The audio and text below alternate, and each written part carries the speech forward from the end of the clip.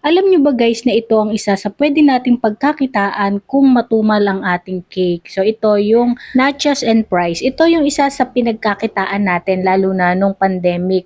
So napakasimple lang naman nitong gawin. Una, magpirito lang kayo ng french fries. At ito guys, masasabi ko na malaking tulong din sa akin guys nung mga panahon na matumal yung cake.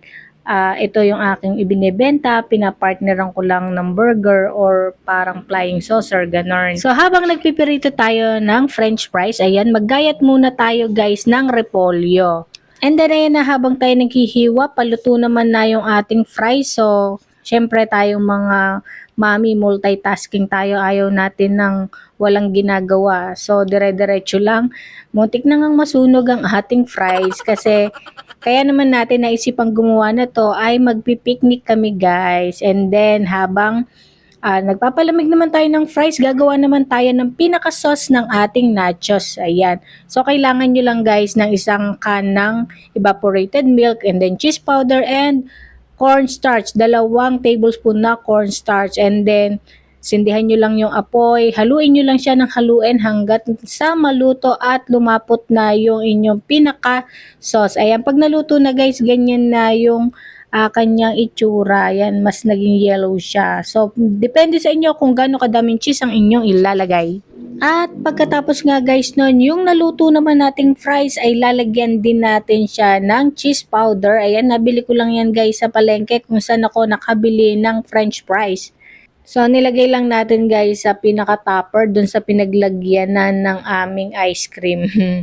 And then, para mas mabilis natin ma-mix yung powder sa pinaka-fries niyan. And then, budburan lang natin and then inalog-alog ko lang siya guys. At eto na, i-assemble na natin ang ating nachos and fries. So, itong ating sauce ay mainit-init pa.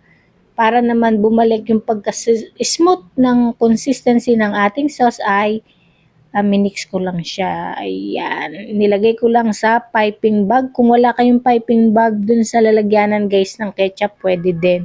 And then, bumili lang ako ng nachos din sa palengke. Ang price na to ay 75 pesos. Ang dami na niyan guys. Pwede din kayong bumili sa supermarket. Kaya lang, mas mahal doon. At dito guys, gumawa ako ng naka-styro at syempre yung nakabilao. Ayan, ganyan lang. Pagsasama-samahin nyo lang naman lahat guys. At ito, meron din tayong giniling na baboy. Pwedeng gumamit ng giniling na baka. Igisa nyo lang ginisa ko lang siya guys sa sibuyas na puti. And then nilagyan ko lang ng beef cube. And then yun na. So ganyan lang guys ang presentation ng ating nachos and fries. Pwede nyo siyang ibenta ng 65 or 75 pesos. Ayan, di ba? Napakaganda niya ng tingnan at very eye-catching na yan sa customer. So, ito naman ang ating nakabilao. Ganun din, same procedure din ang ginawa natin sa naka-styro. Ito lang madami talaga, parang pangbarkada talaga to. Kasi ang dami niya guys, ang size ng ating bilao is size 14. So, pag samasamahin nyo lang yung nachos and fries, and then yung giniling at yung ating repolyo. Yan. Actually, lalagyan ko pa sana siya ng cucumber. So, hindi na natin nalagyan. Nakalimutan na kasi nag-aapura nga at hinahabol namin yung oras. Dahil pupunta nga kami sa Kasabatik dun sa park.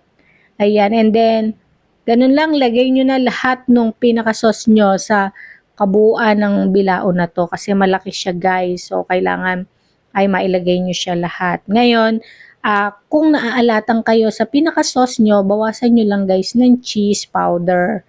Ayan, yung pinaka-pangpakulay niyan ay yung pinaka-cheese powder na. So, kita nyo naman, napakagandang tingnan. So, pwede nyo din siya talagang ibenta ng package na nakabilao. At alam nyo ba guys, pinagsalu-saluhan namin to na 8 adults and 2 kids kami, pero hindi namin naubos. Napangalahati lang namin. Kaya napakasulit na to guys, pang business at pang merienda na din. So, kaya subukan nyo na guys. Yun lang. Bye!